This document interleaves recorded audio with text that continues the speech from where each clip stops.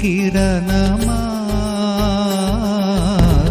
Calvary తేజమా.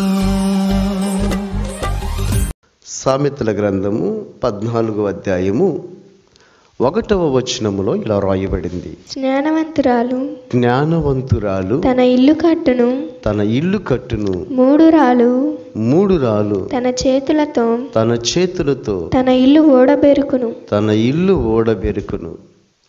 ఈ సందర్భము, ఈ యొక్క వాక్యము మీరు ఎన్నోసార్లు విని ఉండొచ్చు. నేను కొంచెం వివరంగా చెప్పాలని నేను ఆశపడుతున్నా. శ్రద్ధ కలిగి మాటలు వినగలిగితే ఇందులో నుంచి కొన్ని శ్రేష్టమైన సంగతులను మనం తెలుసుకొని ఆ దిశగా మన జీవితాలను మలుసుకొని దేవుని ద్వారా మేలులు పొందుకోవాలని నేను ఆశపడుతున్నా. కాబట్టి జ్ఞాని అయిన సొలొమోను గారు స్త్రీల గురించి చెప్తూ, స్త్రీల జ్ఞానము గురించి చెప్తూ, ఆయన పరిశీలించిన వారిలో స్త్రీలు ఎలా ఉంటే బాగుపడతారో, ఎలా ఉంటే పాడైపోతారన్న సంగతులను తెలియజేస్తూ మనకు సింపుల్గా కనపడే విధంగా ఈ రెఫరెన్స్ రాసినప్పటికీ ఇందులో చాలా తెలుసుకోవలసిన భావగర్భమైన అర్థాలు ఉన్నవి. మన జీవితానికి బాగు చేసుకోవడానికి చాలా సంగతులు ఇందులో మనకు దొరుకుతాయి. ఇద్దరు స్త్రీలను గురించి ప్రభు ఇక్కడ రాయించడం జరిగింది. ఒక స్త్రీ జ్ఞానవంతురాలు అని. అందులో పురుషులు ఉంటారు, స్త్రీలు ఉంటారు, పిల్లలు ఉంటారు, పెద్దలు ఉంటారు. కానీ ఇల్లు కట్టుకునేవారు దేవునికి కావాలి, ఇల్లు కట్టుకునేవారు కుటుంబానికి కావాలి, ఇల్లు కట్టుకునేవారు సమాజానికి కావాలి, ఇల్లు కట్టుకునేవారు భర్తకి కావాలి, బిడ్డలకు కావాలి, భార్యకు కావాలి. ఇల్లు ఓడబెరికే వాళ్ళు ఎవరికి అవసరం లేదు. ఎందుకంటే లేకపోతే ఇల్లును కట్టుకునేవారు కావాలి, కానీ కట్టిన ఇల్లును ఓడబెరికే వాళ్ళు సమాజానికి, కుటుంబాలకు, దేశానికి, దేవునికి కూడా అవసరం లేదు. కాబట్టి ఇల్లు కట్టుకునే వారిలో పురుషులు ఉన్నారు, స్త్రీలు ఉన్నారు. ఇల్లు ఓడబెరికే వారిలో కూడా పురుషులు ఉన్నారు, స్త్రీలు ఉన్నారు. ఇక్కడ స్త్రీల గురించి రాయబడింది కాబట్టి వాళ్ళ కోణంలోనే మనము ఈ అంశమును ధ్యానం చేద్దాం. ఇల్లు కట్టుకోవటము అంటే మనం ఇటుక రాళ్ళు, సిమెంట్, ఇసుక తెచ్చుకొని మేస్త్రులను పిలిపించుకొని కట్టుకోవడం కాదు. ఇది పురుషులు కడతారు, స్త్రీలు కడతారు. ఆ ఇల్లు భౌతికమైన ఇల్లు. ఇది ఆత్మ సంబంధమైన అర్థముని మాటను మనం తీసుకోవాలి. ఇల్లు కట్టుకోవటం అంటే కుటుంబమును సరిగా పరిపాలన చేయటం, కుటుంబమును సరిగా నడిపించుకోవటం, కుటుంబమును బాగు చేసుకోవటం, కుటుంబములో సమస్యలు లేకుండా, ఆర్థిక స్థితిగతులు లేకుండా, ఏ గొడవలు లేకుండా ఆ కుటుంబం అంతా సంతోషంగా కలిగి బ్రతకడం ఇల్లు కట్టుకోవడం అంటే. ఆ కుటుంబం రక్షించబడడం ఇల్లు కట్టుకోవడం అంటే. ఆ అర్థంతోనే సొలొమోను గారు ఈ మాట రాయడం జరిగింది. ఎస్.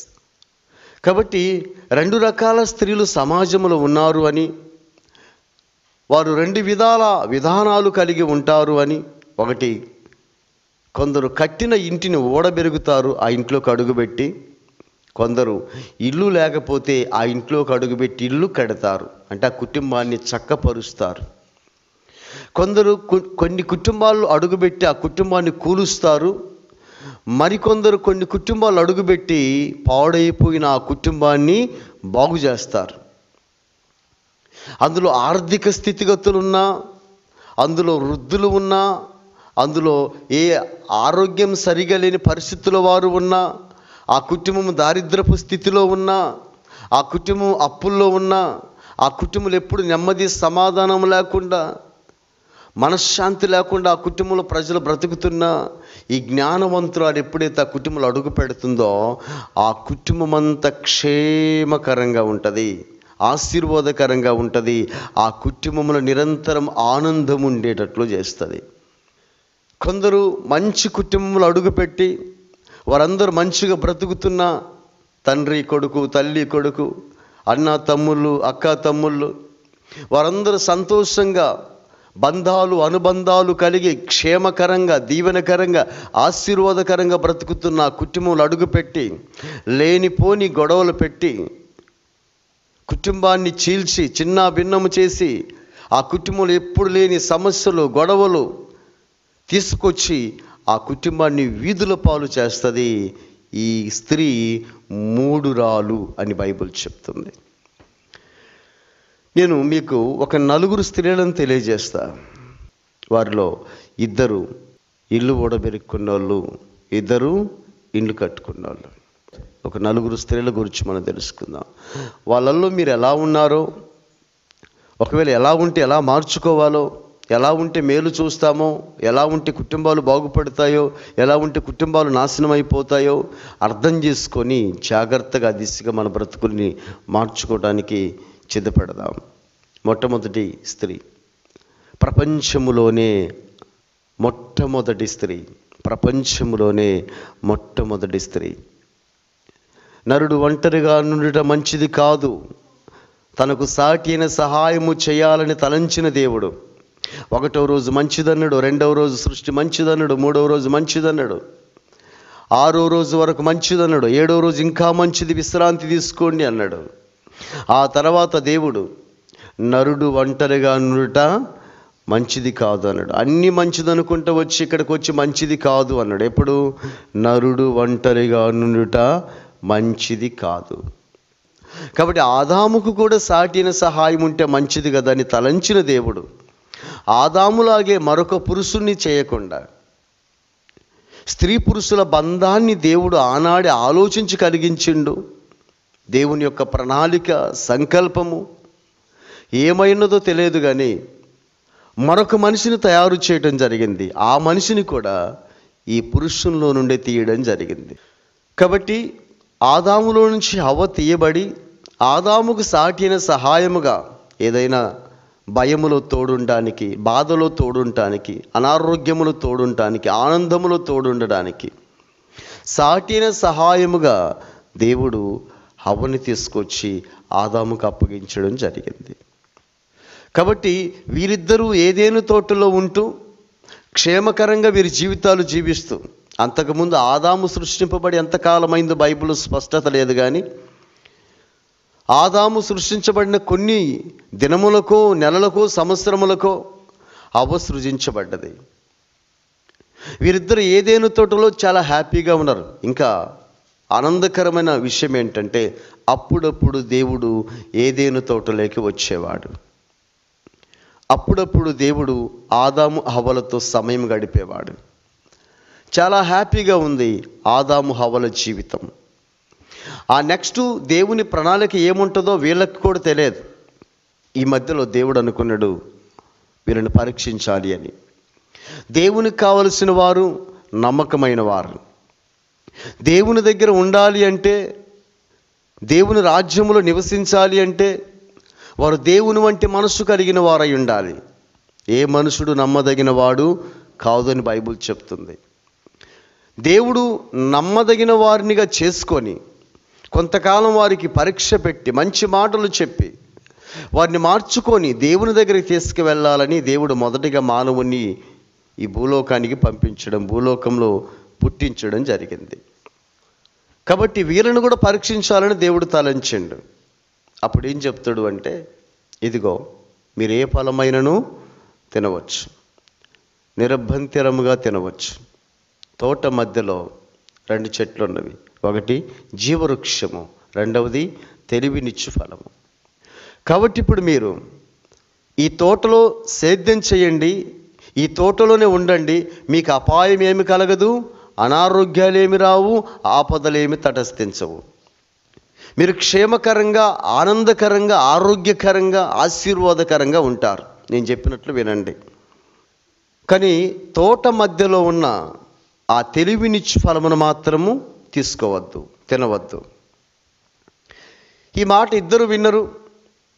దేవుని బిడ్డలారా, విన్న తర్వాత ఆదామైతే పట్టించుకోలేదు. ఎంతకాలం గడిచిందో తెలియదు.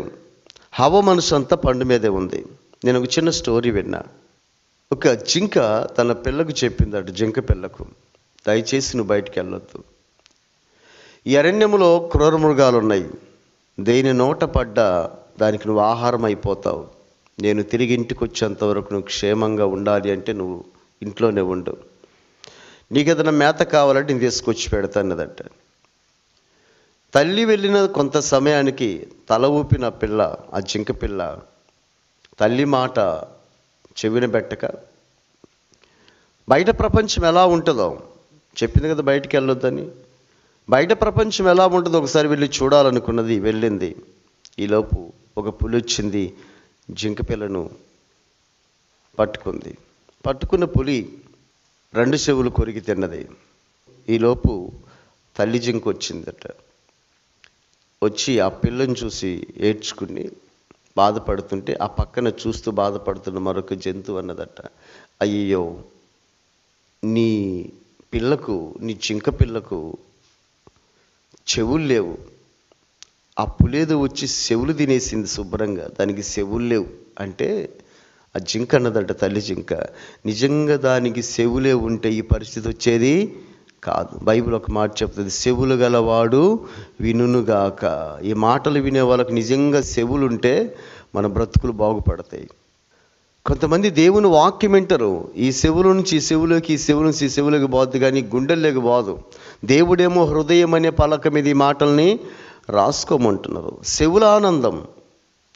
ఎవరైనా వాక్యం కొంచెం బాగా చెప్తే బాగుందని మార్కులు వేస్తాం. అక్కడ బాగుందా బాగలేదంటానికి నువ్వెవరివి? నువ్వేమన్నా సైంటిస్ట్వా, లేకుంటే నువ్వేమన్నా టీచర్వా? బాగుంది కదా కావాల్సింది, బాగుపడటం కావాలి. ఆదాము ఓర్చుకోగలిగిండు, నిగ్రహంతో ఉన్నాడు. ఒకవేళ ఆదాముకు కూడా తినాలని ఆశ ఉంటే ఉండొచ్చేమో. వద్దన్న పండు ఎలా ఉంటుందో, రోజు ఇదే పండ్లు తింటున్నాం కదా, ఒకసారి ఆ పండు కూడా తింటే బాగుంటుంది అనిపించిందేమో.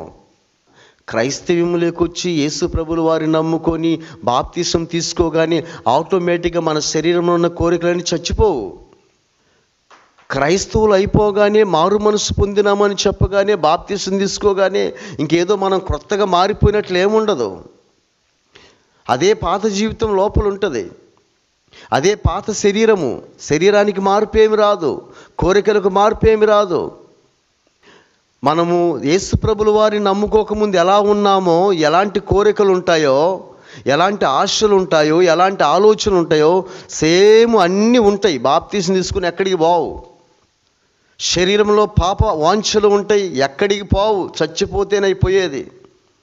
కానీ ఒక విషయం గుర్తుపెట్టుకోండి, బాప్తిస్మము తీసుకొనక ముందు ఆ కోరికలు వస్తే చేసినాం, బాప్తిస్మం తీసుకున్న తర్వాత అవి వచ్చిన వాటిని మనము చంపేసుకుంటాం.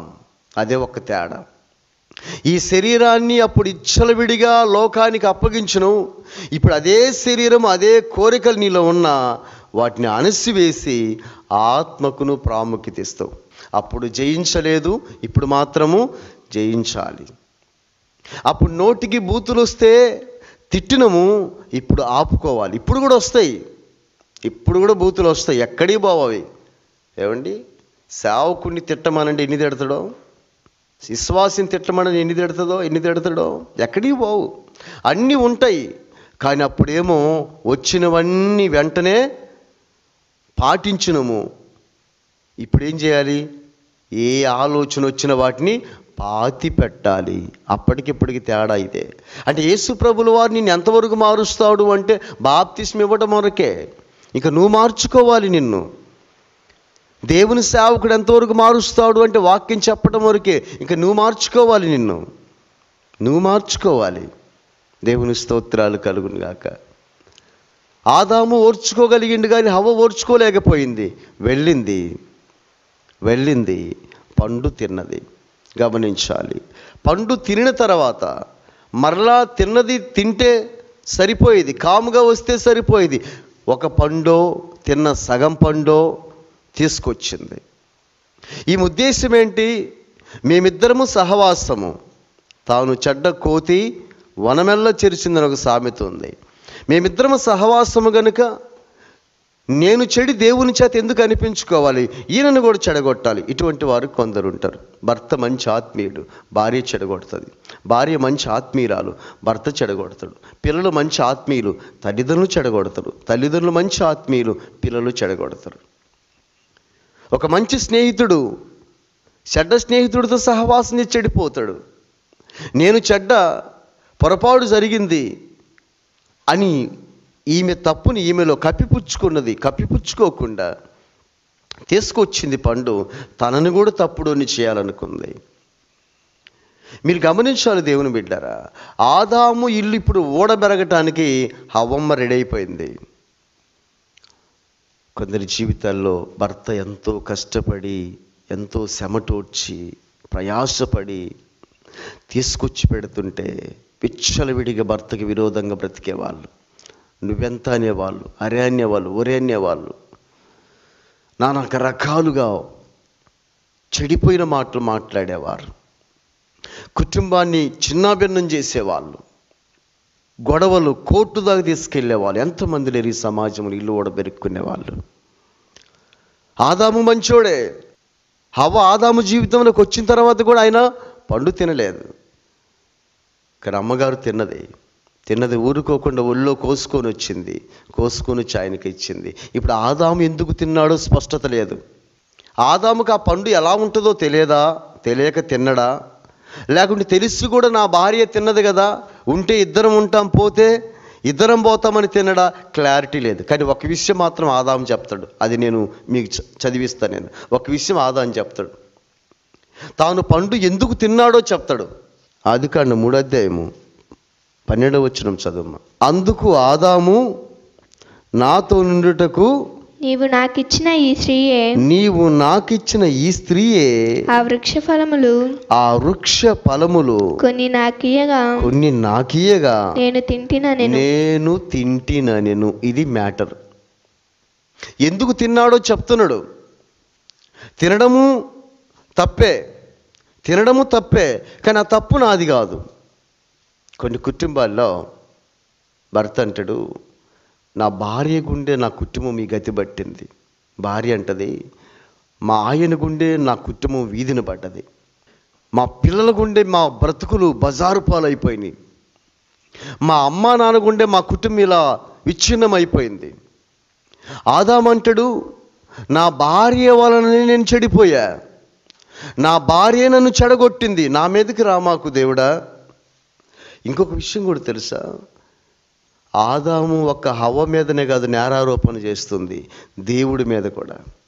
ఏమంటున్నాడు, నీవు నాకిచ్చిన ఈ స్త్రీయే. ఒకవేళ నువ్వు నాకు ఇవ్వకపోతే నేను ఈ పని చేసేవాడిని కాదు కదా. దేవుడు వాళ్ళిద్దరికి ఒకటే మాట చెప్తాడు, హవ్వ, నీవు సర్పము మాట విని, సాతాను మాట విని వద్దన్న పండు తిన్నవు గనుక, తిన్నది కాకుండా నీ భర్తకు తీసుకొచ్చి పెట్టి నువ్వు చెడింది గాక నీ భర్తను కూడా చెడగొట్టినావు గనుక నీ ప్రసవ దినముల బాధను హెచ్చిస్తున్నాను. నువ్వు వేదనతో పిల్లల్ని కందువు, నీ భర్త ఎడల నీకు వాంఛ కలుగును, నీవు అతనికి లోబడవలసిందే. అక్కడ స్త్రీ లోబడాల్సి వచ్చింది. ఇలాంటి దేవుడిద్దరిని సమరూపముగానే చేయడం జరిగింది, సమరూపమైన బాధ్యతలు ఇవ్వడం జరిగింది. ఎక్కడ స్త్రీని దేవుడు తక్కువ చేసినాడు అంటే, పురుషుడు ముందు పుట్టినవాడు వెళ్ళి తినకుండా నువ్వు వెళ్ళి తిన్నావు చూడు, నీవు పురుషుని కింద అణిగిమణిగి ఉండాల్సిందే. దీనితో పాటు నీకు 2 శిక్షలు. ఆదాము కన్నా ఒక శిక్ష, ఎందుకంటే ఫస్ట్ తప్పు చేసింది నువ్వే, రెండోది తప్పు చేయించింది కూడా నువ్వే. నువ్వు చేసినందుకు ఒక శిక్ష, చేయించినందుకు ఇంకో శిక్ష. నువ్వు వెళ్ళి తప్పు చేసి పండు తిన్నందుకు నీ ప్రసవ వేదన దుఃఖముతో బాధతో ఉంటుంది. నీ భర్తకు తినిపించినందుకు లోబడి బ్రతకాల్సిందే, అతను నీ మీద పెత్తనం చేస్తాడు. ఇక్కడ స్త్రీకి ఆ శాపం వచ్చింది. ఆదాముకు వచ్చిన శాపం నీకు తెలిసి కూడా నీ భార్య తీసుకొచ్చి చెప్తే వద్దని వారించకుండా నీవు తిన్నావు గనుక నీకు మాత్రము ఇంతవరకు కష్టపడకుండా నీకు అన్నము పెట్టినా ఇక నుంచి నీవు కష్టపడితేనే నీకు ఆహారము. నువ్వు నాటే చాలల్లో నేను ఏం మొలిపిస్తానంటే ముండ్ల తుప్పలు, గచ్చ పొదలు, ఒక్కొక్కసారి సరిగా వాన కురిపించను. మీరు వినరు గనుక నా మాట. ఇది ఆయనకు వచ్చిన శాపం. ఇక ఇంకొక మాట కూడా చెప్తాడు, వీళ్ళిద్దరికి వచ్చిన శాపము, ఇంకా మీ ఇద్దరు నా కళ్ళ ముందు ఉండటానికి వీలు లేదు. నేను మిమ్మల్ని కాపాడుతా, జాలి పడతా, నేను సృష్టించినా కాబట్టి. అయితే ఏదేను తోటలోంచి బయటికి ఇవ్వండి. ఇప్పుడు ఏదేను తోట నీ ఇల్లును ఓడబెరికింది ఎవరు? అవ్వమ్మ. తప్పదు మరి. ఎవరు తప్పు చేస్తే వాళ్ళ గురించి చెప్పాలి. మీరు ఈ తోటలో ఉండటానికి వీల్లేదు. ఇంకొక విషయం తెలుసా, పొరపాటున ఎప్పుడన్నా ఈ తోటలోకి వస్తారేమోనని చెప్పి ఆ తోటకు సెక్యూరిటీగా అగ్నిజ్వాలల కంచె వేసినట్ట దేవుడు. ఇంకా మీరు అడుగు కూడా పెట్టద్దు. దేవుడు కోపం వస్తే అలా ఉంటుందండి. ఎంత ప్రేమిస్తాడు అంత ద్వేషిస్తాడు. దేవుని బిడ్డలారా, దేవునికి ఆదాముకి ఇప్పుడు వైరం వచ్చింది. దేవుడు ఆదాముని అసహించుకునేటట్లు జరిగింది. ఏదేను తోట నుంచి అంత ప్రేమించిన దేవుడు బయటికి నెట్టేసే విధంగా జరిగింది. దీనికి కారుకురాలే హవ్వమ్మ. ఇల్లు కూడా బెరుక్కుంది. మరొక ఆమె దేవుని బిడ్డలారా, ఇశ్రాయేలు ప్రజల రాజులు, యూదా ప్రజల రాజుల పరిపాలనలో దేవుణ్ణి ఆరాధించే రాజుల కాలమంతా దేశము సుభిక్షముగా ఉంది, ఆశీర్వాదకరంగా ఉంది. సమృద్ధైన పంటలు పండిని ప్రజలు సుఖక్షేమాలతో బ్రతుకుతున్నారు. దావీదు పరిపాలన ప్రజల మేలు చూస్తారు. సొలొమోను పరిపాలన ప్రజల మేలు చూస్తారు. తర్వాత కాలంలో రాజులు వెంబడి రాజులు వచ్చిన తర్వాత ఇశ్రాయేలు 2 భాగాలుగా చీల్చబడి, అటు ఇశ్రాయేలు ఇటు యూదులుగా చీల్చబడిన తర్వాత ఇశ్రాయేలు రాజులు మరి పాప సంబంధమైన రాజుల పరిపాలన కొనసాగింది. దేవునికి విరోధమైన పరిపాలన చేస్తున్న రాజుల కాలంలో ఒక రాజునుడు, ఆయన పేరే ఆహాబు. దేవునికి విరోధమైన రాజుల పిల్లల్ని కూడా చేసుకున్నాడు. అలా తీసుకొని వచ్చిన స్త్రీయే యెజెబెలు. ఈమెలో ఉన్న దురాత్మ, లూసిఫర్ ఆత్మ మామూలుది కాదు. ప్రకటన గ్రంథం వరకు వచ్చిందేమే. మీ సంఘాలలో యెజెబెలు ఉంటుందేమో జాగ్రత్త. యెజెబెలు ఉంటే సంఘాలను పాడు చేస్తుంది, సంఘాలలో గొడవలు పెడుతుంది, సంఘాలను చీల్చివేస్తుంది. ఆ యెజెబెలు ఆత్మ పురుషుల్లో ఉండొచ్చు, స్త్రీలలో ఉండొచ్చు అని ప్రకటన గ్రంథములో ఒక సంఘానికి పరిశుద్ధాత్మ దేవుడు హెచ్చరిక చేస్తూ, నీ సంఘములోకి యెజెబెలు ఎంటర్ అయిందేమో చూడు. యెజెబెలు ఎంటర్ అయితే సంఘములో గొడవలు ప్రారంభమైతే, సంఘములో సీలుబాట్లు ప్రారంభమైతే, సంఘములో పార్టీలు ప్రారంభమైతే, ఈ ఆత్మ నీలో జొరబడితే యెజెబెలు ఏం చేసింది తెలుసా? అస్సలు ఇశ్రాయేలు దేశములో యెహోవా దేవుడు పేరు వినపడకూడదు, యెహోవా దేవుని నామమున బలిపీఠాలు ఉండకూడదు, యెహోవా దేవుని నామమును ఎవరు ఆరాధించకూడదు. భర్తని తన చేతుల్లో పెట్టుకొని ఆడించింది కొన్ని సంవత్సరాలు యెజెబెలు. ఒకరోజు ఆహాబు రాజు ఒక ద్రాక్ష తోట చూసి ఇష్టపడి కోరుకొని కావాలని నాబోతు అనే ఆయన ద్రాక్ష తోటని తెలుసుకొని అడుగుతాడు. నాబోతు ఏమంటాడు అంటే, ద్రాక్ష తోట నేను అమ్మను, అది నాకు కావాలి అన్నాడు. దానికి బాధపడిన ఆహాబు రాజు మూతి ముడుచుకునిన వాడై వెళ్ళి అన్నము తినకుండా అలిగి పడుకున్నాడు. ఈ వార్త తెలిసిన తన భార్య అయిన యెజెబెలు అప్పటికి ఇశ్రాయేలు ప్రవక్తని చంపించి దేవుని ఉగ్రతకు పాత్రురాలై ఉన్నది. ఆమె వచ్చి చెప్తున్నది, ఎందుకు నీవిలా మూతి ముడుచుకొని పడుకున్నావు అని. అప్పుడు ఆయన చెప్తాడు, నేను ఒక వ్యక్తిని పొలం అడిగినాను, నాకు ఇవ్వనన్నాడు, అది నాకు బాధ అనిపించినది అని. నువ్వు ఇశ్రాయేలులో రాజువు కాదా? చదువుదామా? 1వ రాజుల గ్రంథము 21వ అధ్యాయము 7వ వచనము. అందుకు అతని భార్య అయిన యెజెబెలు ఇశ్రాయేలులో నీవిప్పుడు రాజ్య పరిపాలనము చేయుటలేదా? లేచి భోజనము చేసి మనసులో సంతోషముగా ఉండుము. నేనే ఇశ్రాయేలీయుడైన నాబోతు ద్రాక్ష తోట నీకు ఇప్పించదనని అతనితో చెప్పి చాలు. నేనే అంటుందంటే ఈమె మగోడా స్త్రీయా కూడా నాకు అర్థం కావట్లేదు. ఈ మాటలు పురుషుడు స్త్రీకి చెప్పాల్సిన మాటలు స్త్రీ పురుషుడికి చెప్తుంది. నువ్వెందుకు అలిగి పడుకున్నావు? నువ్వు రాజువు కదా, తిను అన్నం, సంతోషంగా ఉండు. నేనే ఆ తోటని నీకు ఇప్పిస్తానంటే ఈమె ఎంత గడ్సున్న ఆడ మనిషి చూడండి. రాజుని దేవుని దూషించినాడు అని నాబోతు మీద అబద్ధ సాక్షులకు డబ్బులిచ్చి పెద్ద మనుషుల్ని సమకూర్చి అన్యాయంగా చంపి రాజు మీద ప్రజలకు అభిమానం పోద్దని రాజును తిట్టినాడని సాక్ష్యాలు పలికించి అందరి ముందు నాబోతు ద్రాక్ష తోట దగ్గర సాక్ష్యాలు చెప్పించి ఆ ఊరి ప్రజలందరి చేత రాళ్లతో కొట్టి చంపించింది అమాయకుడైన నాబోతుని. దానికి ప్రధాన పాత్ర పోషించింది యెజబెలమ్మ.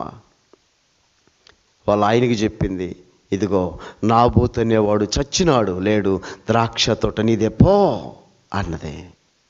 మనోడు ఆనందంతో సంతోషముతో సంకలు ఎగరేసుకుంటూ ద్రాక్ష తోటలోకి వెళ్ళి, నా భార్య ఎంత తెలివి కలదో, నా భార్యకి ఎంత పవర్ ఉందో, నా మాట వినడా వీడని చెప్పి తన భార్యను పొగుడుతున్నాడు అసమర్థుడైన ఆహాబు రాజు. ఈలోపు వస్తాడండి ఎవరు? దైవజనుడైన ఏలియా. దైవజనుడికి చెప్తాడు దేవుడు, ఒకసారి వెళ్ళు, ఆహాబు దగ్గరికి వెళ్ళు, యెజబెలు దగ్గరికి వెళ్ళు. ఏం చెప్తావో తెలుసా? ఏలియా వచ్చి చెప్తాడు, ఆహాబా, ఏ నాబోతు ద్రాక్ష తోట అయితే నువ్వు తీసుకున్నావో అదే ద్రాక్ష తోట దగ్గర నీ రక్తాన్ని కుక్కలు నాగుతాయి. యెజబెలా, ఎంత అన్యాయము చేసి అమాయకుడైన నాబోతు మీద అబద్ధ సాక్ష్యాలను పెట్టి తోటని కాజేసినావో నిన్ను కుక్కలు తినకపోతే అప్పుడు అడుగో అని చెప్తాడు ఏలియా. చెప్పి వెళ్ళిపోతాడు. వెళ్ళిపోయిన కొంతకాలానికి దేవుని బిడ్డారా, ఆహాబు రాజు చస్తాడు, కుక్కలు అతని రక్తం నాగుతాయి. యెజబెలు చస్తుంది, పైనుంచి కింద పడద్రోయబడుతుంది, కుక్కలు యెజబెలుని తింటవి. పాతి పెట్టడానికి కూడా అరిచేతులు దొరుకుతాయి యెజబెలువి. ఆహాబు సంతతి మొత్తం నరికివేయబడుతుంది. ఒక్కని రక్తపరాధము ఆహాబు కుటుంబంతా ముక్కలు చేయబడింది. ఆహాబు ఇంటిని కూల్చింది ఎవరు? యెజబెలు కదా. అదే యెజబెలు పెత్తనము చేయకుండా ఆహాబే పెత్తనము చేసి ద్రాక్షతో ఇయ్యకపోతేనని కాముగా ఉంటే ఆహాబు కుటుంబము, ఆహాబు పిల్లలన క్షేమంగా ఉండకపోయిరా. ఆహాబుని, ఆహాబు పిల్లలని, ఆహాబు కుటుంబాన్ని ఇక రాజ్యములో పరిపాలన చేయకుండా ఆహాబు వంశాన్ని లేకుండా చేసిందే యెజబెలు అనే స్త్రీ. ఇప్పుడు మనం చెడ్డోళ్ళ గురించి చెప్పుకున్నాం కదా, మరి మంచోళ్ళ గురించి లాస్ట్లో చెప్పుకోవాలి కదా. ఇల్లును కట్టుకున్న స్త్రీలు కూడా ఉన్నారు. వాళ్ళలో ఒక స్త్రీ గురించి చెప్తా నేను. వాళ్ళ మొదటి స్త్రీ ఒకసారి ఒక దైవజనుడి దగ్గరికి వెళ్ళి ఒక ఆమె మాట్లాడుతుంది. ఎందుకంటే వాళ్ళ ఆయన చనిపోయాడు, వాళ్ళ భర్త చనిపోయాడు, అప్పులు ఎక్కువైపోయినాయి. వాళ్ళ భర్త ఉన్నప్పుడు అప్పులైనాయట. ఈ అప్పులతో ఆమె సతమతం అయిపోతూ ఉంది. ఇంట్లో పిల్లలకి భోజనం పెట్టలేని పరిస్థితి. నేను కొంతమంది స్త్రీలను చూసే దేవుని బిడ్డారా, భర్త త్రాగుబోతైనా తిరుగుబోతైనా విచ్చలవిడిగా డబ్బు ఖర్చు చేస్తున్నా ఆమె తెలివిగా ఉండి జ్ఞానము కలిగి ఉండి ఇల్లు కట్టుకుంటుంది, పిల్లల భవిష్యత్తు తీర్చిదిద్దుతుంది, సమాజంలో అగౌరవంగా ఉండకుండా అందరి మగవాళ్ళతో సమానంగా పిల్లల్ని పెంచుతుంది, కుటుంబాన్ని నడిపిస్తుంది, పోషిస్తుంది. ఆమె జ్ఞానవంతురాలు. భర్త చెడ్డోడు, త్రాగుబోతుడు, తిరుగుబోతుని వదిలేయకుండా అతను అంటి పెట్టుకొని కుటుంబాన్ని బాగు చేసుకుంటుంది, ధన్యురాలు. ఈలోపు అప్పుల వాళ్ళు వచ్చి ఈమెతో గొడవాడుతున్నారు. మీ ఆయన బ్రతుకున్నప్పుడు అప్పు చేసినాడమ్మా, దయచేసి మా డబ్బులు మాకు కట్టండి, వెళ్ళిపోతాం. ఆమె అంటది, అయ్యా మా పిల్లలకు అన్నం కూడా లేదు, మా పరిస్థితి దారుణంగా ఉంది, బంధువుల దగ్గరికి వెళ్ళలేను, తల్లిదండ్రుల దగ్గరికి వెళ్ళలేను, స్నేహితుల దగ్గరికి వెళ్ళలేను, ఇప్పుడు నా బిడ్డలకు అన్నం పెట్టలేని పరిస్థితుల్లో మీకు అప్పులేడ తీర్చగలను. వాళ్ళు అంటారు, సరే ఆ పిల్లల్ని మాకు అప్పగించు, మేము తీసుకెళ్ళి బానిసలుగా పనిచేసుకుంటాం. ఎంత ఏడ్చుకుందో ఆ తల్లి, ఎంత బాధపడ్డదు, ఎంత రోధించిందో. ఒక పక్క భర్త పోయిన బాధ, మరొక పక్క అప్పుల వాళ్ళ బాధ, ఇంకొక పక్క బిడ్డలకు భోజనం పెట్టలేని బాధ. ఒక తీర్మానానికి వచ్చింది, జ్ఞానవంతురాలు కదా, మనుషుల్ని నమ్ముట కంటే యెహోవాను ఆశ్రయించుట మేలు అనుకుంది. ఆమెకు తల్లిదండ్రులు గుర్తు రాలేదేమో, స్నేహితులు గుర్తు రాలేదేమో, బంధువులు రక్త సంబంధులు గుర్తు రాలేదేమో. ఆమెకు ఎవరు గుర్తుంచినారు అంటే దైవ సేవకుడు గుర్తొచ్చిండు. నేరుగా సేవకుని దగ్గరికి వెళ్ళి ఆయనతో మాట్లాడుతుంది. చదువుదాం ఆ మాట. 2 రాజుల గ్రంథం 4:1 అంతటా ప్రవక్తల శిష్యులలో ఒకని భార్య నీ దాసుడైన నా మెట్టి మించి చనిపోయిను. నీ దాసుడైన నా పెనిమిటి చనిపోయెను. అతడు యెహోవా యందు భక్తి గలవాడై ఉండెనని నీకు తెలిసే ఉన్నది. ఇప్పుడు అప్పులవాడు నా ఇద్దరు కుమారులు తనకు దాసులుగా ఉండుటకై వారిని పట్టుకొని పోవుటకు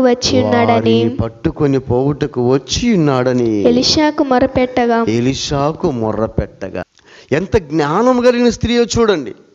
అప్పుల్లో ఉన్నాను, ఆర్థిక ఇబ్బందుల్లో ఉన్నానని ఏ బంధువులు ఏ రక్త సంబంధుల దగ్గరికి వెళ్ళినా ఈరోజు పెట్టి రేపు ఎత్తి పొడుస్తారనుకోని ఈ జ్ఞానవంతురాలు ఎవరి దగ్గరికి వెళ్ళిందో తెలుసా?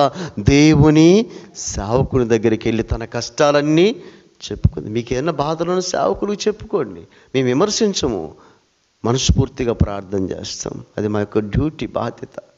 ఏడుస్తూ ఉంది. అప్పుడు ఆయన చెప్తాడు, ఎలీషా గారు, అమ్మ ఏడవకమ్మా, నీ దగ్గర ఏమన్నా ఉన్నాయంటే ఏమీ లేవయ్యా, ఒట్టి కుండలు మాత్రమే ఉన్నాయి. ఆయన చెప్తాడు, ఇంకొన్ని కుండలు నువ్వు ఎరవ తెచ్చుకో. ఆ మాట చెప్తా ఆమె విన్న వెంటనే ఇంటికి వెళ్ళింది. తన దగ్గర ఉన్న కుండలు ఇంకా ఎరవ తెచ్చుకున్న కుండలతో నీళ్లు నింపింది. దేవుని స్తోత్రాలు. అవి నూనెగా మార్చబడ్డాయి. ఆనందంతో దైవజనుని యొద్దకు మరలా వచ్చి చెప్పింది, మరి కృతజ్ఞత కలిగి ఉండాలి కదా, మేలు జరిగింది, నీకు సేవకుడితో నాకు పని లేదని. అప్పుడు ఆయన అంటాడు, అమ్మ నీ వెళ్ళి దాన్ని నమ్ముకొని నీ అప్పులు తీర్చుకో, నీ బిడ్డల్ని కూడా పోషించుకో. ఈ జ్ఞానవంతురాలు ఏం చేసింది తెలుసా? ఒకవేళ భర్త ఉన్నప్పుడు ఎలా ఉన్నాడో తెలియదు, ఆయన ప్రవక్తేనంట, కానీ ఆయన అప్పులు పాలైపోయిందట. ఈమైతే జ్ఞానముతో అప్పులు తీర్చుకున్నది, తన పిల్లల భవిష్యత్తును బాగు చేసుకున్నది. జ్ఞానవంతురాలు ఎలా ఉంటారు అంటే, భర్తలో చిన్న పొరపాట్లను సరిచేసుకొని భర్తని సరిచేసి ఆ కుటుంబాన్ని కట్టుకుంటారు, బిడ్డలను సరిచేసి కుటుంబాన్ని కట్టుకుంటారు. ఒకవేళ అత్త మాముంటే వాళ్ళకు తీర్చాల్సిన బాధ్యతలు వాళ్ళకి తీర్చి వాళ్ళకు మంచి మర్యాదలు చేసి జ్ఞానముతో వాళ్ళ దగ్గర మంచి సాక్ష్యాన్ని, మంచి పేరు తెచ్చుకుంటారు. ఒకసారి ఇదే ఎలీషా గారు శూన్యమైన పట్టణానికి వెళితే ఒక ఆమె ఆయన్ని ఇంటికి పిలిచింది. అక్కడేం రాయబడిందంటే, నీవు మా ఇంటికి రావాలని బలవంతం చేసిందట. అంటే బ్రతిమలాడిందట. ఆయన ఒకవేళ టైం లేదమ్మా అన్నాడేమో, లేకుంటే భోజనం చేసినామా ఆల్రెడీ అని చెప్పిండు తెలియదు, కానీ అస్సునే మీరలట బ్రతిమలాడిందట, దైవజనుడా నీవు నా ఇంటికి ఈరోజు తప్పకుండా రావాలి అని. అలా ఆయన ఆ ఇంటికి వెళ్ళడం జరిగింది. దేవుని బిడ్డలారా, ఇంటికి వెళ్ళిన తర్వాత ఆ భోజనం పెట్టింది. అలా కొంతకాలము దైవజనుడు ఆ ప్రాంతానికి వచ్చినప్పుడల్లా ఆమె వచ్చి ఆ దైవజనుని ఇంటికి పిలిచి భోజనం పెట్టి పరిచర్య చేసేది. ఇక ఒకరోజు తన భర్తతో చెప్తుంది, ఏమండి మనమైతే మంచిగా ఇల్లు కట్టుకున్నాము, నాకు ఒక ఆలోచన వస్తుందండి, దైవజనుడి ప్రాంతానికి వచ్చినప్పుడల్లా అక్కడ ఇక్కడ పడుకుంటున్నాడు, నాకు ఆలోచన ఏంటంటే ఆయన మంచి సేవకుడని నాకు అర్థమైంది అని రాయబడింది. ఆ దైవజనుడు మంచివాడని నాకు అర్థమైపోయింది, కాబట్టి మనమే ఎందుకు ఒక ఇల్లు కట్టకూడదు ఆయనకి అని చెప్తుంది. ఆ భర్త కూడా మంచివాడేమో, భార్య మాట వింటాడు. నువ్వు చేసేది చెడ్డ పని కాదు, వాటికి వీటికి డబ్బులు తగలేయట్లే, వ్యర్థమైన వాటికి. నువ్వు చెప్పేది మంచిదే కదా, నీకేం కావాలో చెప్పు, నీకు నేను సహాయం చేస్తానని భర్త చెప్తాడు. అలాగా ఆమె ఏం చేసిందంటే, ఆ మేడ మీద దైవజనుడికి ఒక చిన్న ఇల్లు కట్టింది, గది కట్టింది.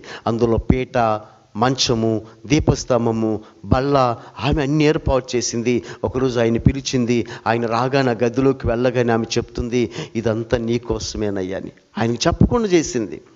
ఆయన కూడా ఆశ్చర్యపోతాడు, అయ్యో ఇంతమంది విశ్వాసులు చూసా కానీ ఈమెకున్న విశ్వాసం, ఈమెకున్న భక్తి, దైవ సేవకుని పట్ల ఉన్న గౌరవము చాలా గొప్పది. 2వ రాజుల గ్రంథం 4:8 వచనం. ఒక దినమందు ఎలీషా శూనేము పట్టణమునకు పోగా అచ్చట గనురాలైన ఒక స్త్రీ భోజనమునకు రమ్మని అతని బలవంతము చేసిన గనుక అతడు ఆ మార్గమున వచ్చినప్పుడెల్లా ఆమె ఇంట భోజనము చేసు వచ్చును. ఈయన ఆ మార్గాన్ని ఎప్పుడు వచ్చినా, ఆ ఊరు మార్గాన్ని ఎక్కడికి వెళ్ళినా ఆయన ఎవరింటికి వెళ్ళడు. ఈమె మనసు మంచిది, మనస్ఫూర్తిగా భోజనం పెడుతుందని ఆమె ఇంటికే వెళ్ళేవాడు. కొంతకాలానికి ఆయనకు ఒక ఆలోచన వచ్చింది. ఈమె అడగలేదు కానీ ఆయన అడుగుతాడు. ఆయన శిష్యుని పంపించి, ఆమెకి ఏదైనా కొరత ఉన్నదేమో అడుగు, మనకింత మేలు చేసింది, దేవుడు ఆమెకు మేలు చేస్తాడు అంటే ఆమె చెప్తుంది, నాకు అన్ని సమృద్ధిగా ఉన్నాయ్యా, ప్రతి ఒక్కరికి ఏదో ఒక సమస్య ఉన్నట్లుగా నాకు సమస్య బిడ్డలు లేరు. దైవజనుడు చెప్తాడు, బాధపడకమ్మా, నువ్వు దేవునికి ఇంత పరిచర్య చేసినావు కనుక నీకు దేవుడు గర్భఫలము ఇవ్వబోతున్నాడు. ఎంతో ఆస్తి ఉంది, బిడ్డలు లేకపోతే ఆస్తి అంతా వేస్ట్ కదా. అద్భుతమైన బహుమానాన్ని దైవజనుడు నీకు దేవుడు ఇస్తాడని చెప్తున్నాడు. అలాగా ఆమె గర్భఫలము పొందుకోవటం జరిగింది. ఒక టైంలో ఆ బిడ్డ కూడా చనిపోతుంది, ఏదో ప్రాబ్లం వచ్చి. ఆమె వెంటనే ఎలీషా గారు ఆ ప్రాంతం లేకపోయినా హడావుడికి ఎలీషా గారి దగ్గరికి వెళ్ళి ఏం మాట్లాడు తెలుసా, నేను బిడ్డని కావాలని అడగలేదు కదా, ఎందుకు నాకు ఆశ పెట్టినావు, ఇప్పుడు ఆ బిడ్డ మీద ప్రేమ పెంచుకున్నాను, చనిపోయినాడు అంటే ఎలీషా గారు మరలా తిరిగి వచ్చి చనిపోయిన బిడ్డను మరలా బ్రతికిస్తాడు. దేవుని స్తోత్రాలు.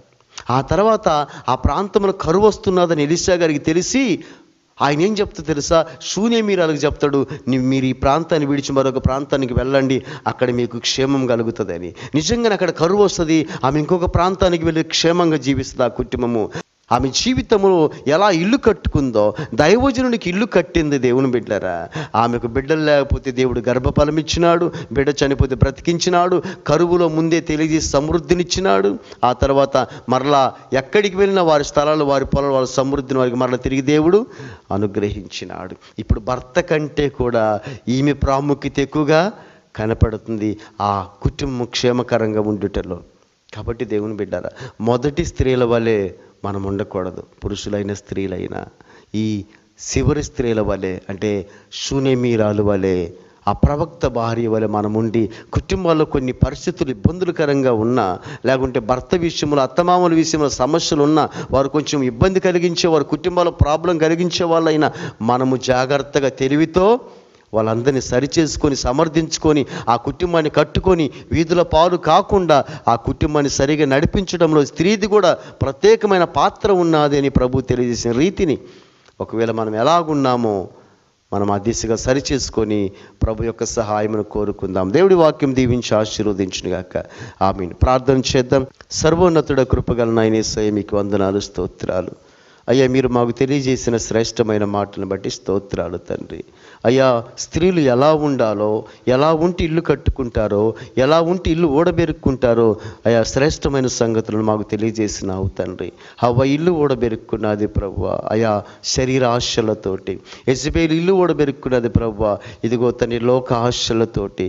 అయితే ఇదిగో షూనేమీరాలైతే దైవజనునికి పరిచర్య చేసి ఆమె ఇల్లు కట్టుకోగలిగింది ప్రభువా. ప్రవక్త భార్య కూడా దైవజనుని దగ్గరికి వెళ్ళి ప్రార్థన చేయించుకొని ఆమె కుటుంబాన్ని చక్కదిద్దుకోగలిగినది, ఇల్లు కట్టుకోగలిగినది ప్రభువా. ఈ మాటలు విన్న ప్రతి స్త్రీ, ప్రతి పురుషుడు కూడా జ్ఞానయుక్తముగా అయ్యా మీ సన్నిధికి వచ్చి మీ మాటలు తెలుసుకొని అయ్యా ఇల్లు కట్టుకున్నట్టుకు సహాయము చేయండి. భర్త విషయంలో, భార్య విషయంలో, తల్లిదండ్రుల విషయంలో, అత్తమామల విషయంలో, బిడ్డల విషయంలో జ్ఞానము కలిగి, ప్రవర్తన కలిగి అయ్యా మంచిగా వారి కుటుంబాన్ని, గృహాలను కట్టుకుని కృప చూపి సహాయము చేయండి. రక్షణ దయచేయండి. రోగులను స్వస్థపరచండి అయ్యా, బలహీనను బలపరచండి అయ్యా. అయ్యా గర్భఫలములు అనుగ్రహించండి ప్రభా. వివాహాల్లో కార్యములు చేయండి ప్రభా. అప్పుల నుంచి విడుదల దయచేయండి ప్రభా. కుటుంబాల్లో గొడవలు తొలగి సమాధానం ఇవ్వండి ప్రభా. అయ్యా మీ రక్షణ ప్రతి బిడ్డకు దయచేయండి. చదువుకునే బిడ్డలకు తోడయ్యండి ప్రభా. అయ్యా ఉద్యోగాలు చేస్తున్న బిడ్డలకు తోడయ్యండి ప్రభా. అలాగే నా గొప్పతని పని బాటలందు బిడ్డలకు తోడయ్యండి ప్రభా. ప్రయాణాలందు తోడయ్యండి ప్రభా. మీ ఉన్నతమైన కార్యములు, గొప్ప రక్షణ ప్రతి బిడ్డకు దయచేసి మీరే కృప చూపి సహాయం చేసి మహిమ, ఘనత, ప్రభావములు పొందుకొనమని యేసయ్య నామములో అడిగి వేడుకొనుచున్నాము తండ్రి. ఆమేన్. నీ వాక్యము యేసయ్యా నా పాదములకు దీపం.